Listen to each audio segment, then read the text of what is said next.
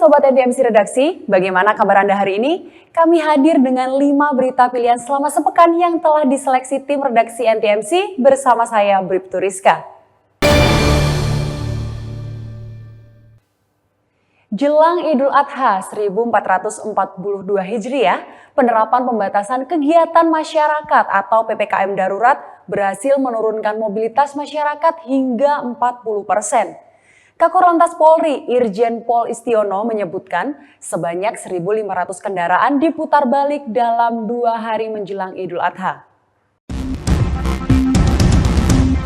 Jelang Idul Adha 1442 Hijriah, Kakor Polri Irjen Pol Istiono mengatakan bahwa mobilitas masyarakat di tengah pemberlakuan pembatasan kegiatan masyarakat atau PPKM darurat mengalami penurunan 40% dalam tinjauan Kakor Lantas di penyekatan kilometer 31 Tol Jakarta Cikampek pada Senin 19 Juli 2021.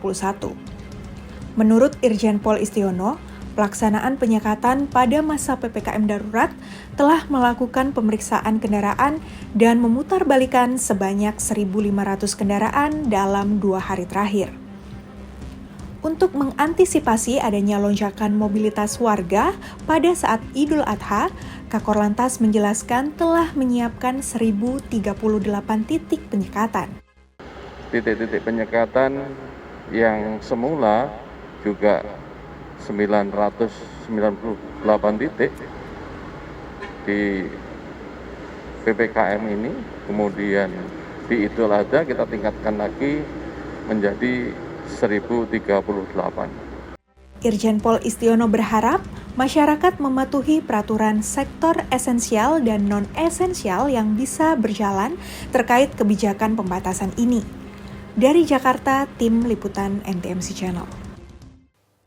Polwan Korlantas Polri membagikan sembako untuk meringankan beban warga yang terdampak secara langsung akibat pandemi COVID-19.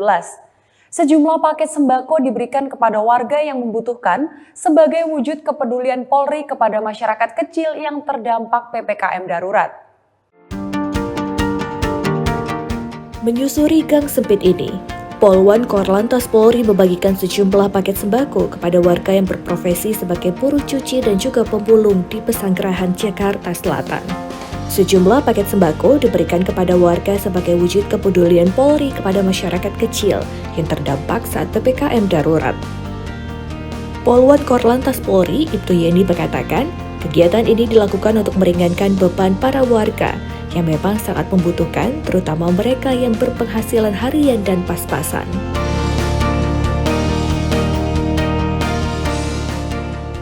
Kami, Korlantas Polri, hari ini melaksanakan kegiatan bakti sosial membagikan beras kepada masyarakat di masa pemberlakuan PPKM darurat ini.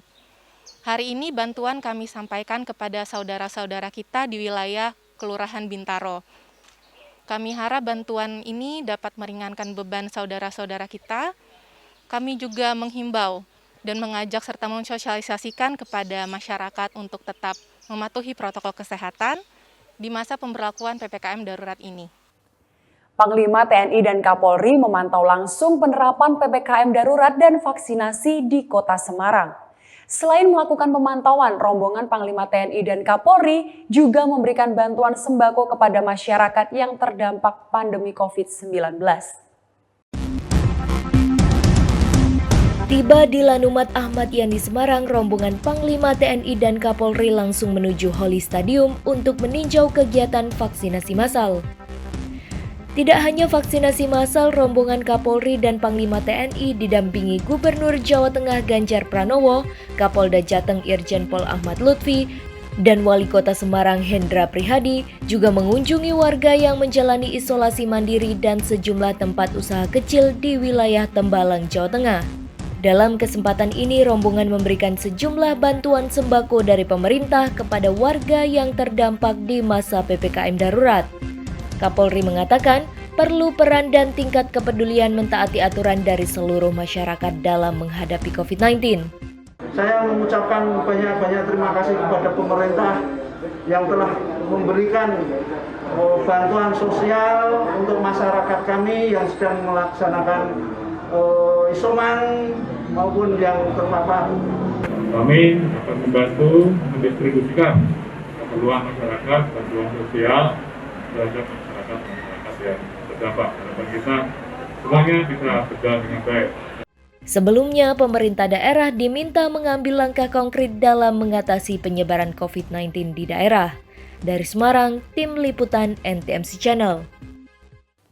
Ratusan pelajar sekolah menengah pertama antusias mengikuti vaksinasi massal di Pekanbaru, Riau. Para pelajar berharap bisa memiliki imunitas tubuh sehingga bisa kembali sekolah tatap muka. Badan Intelijen Negara (BIN) Riau bekerja sama dengan Dinas Kesehatan Provinsi Riau melaksanakan vaksinasi bagi anak usia 12 hingga 17 tahun. Vaksinasi pelajar ini digelar di SMP Negeri 10 Pekanbaru, Senin pagi 19 Juli 2021.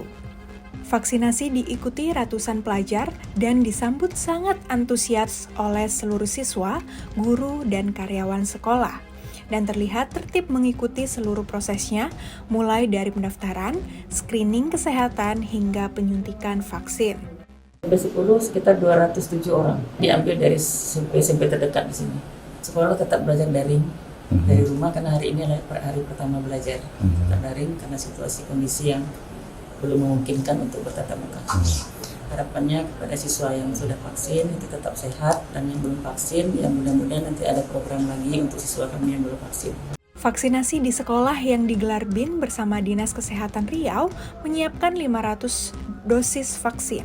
Vaksinasi di sekolah ini diharapkan mampu meningkatkan kekebalan tubuh komunal atau herd immunity pada saat sekolah tatap muka nanti. Kalau sakit biasa aja.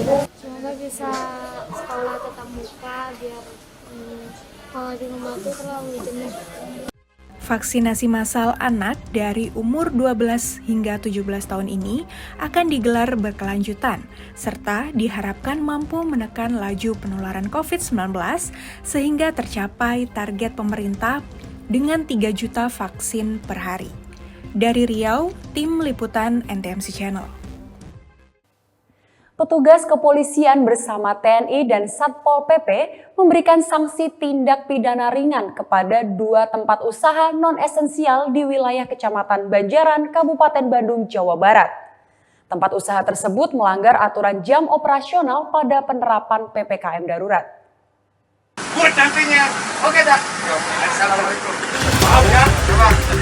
Petugas gugus tugas COVID-19 memberikan sanksi tindak pidana ringan kepada 2 toko non-esensial di wilayah Banjaran, Bandung, Jawa Barat.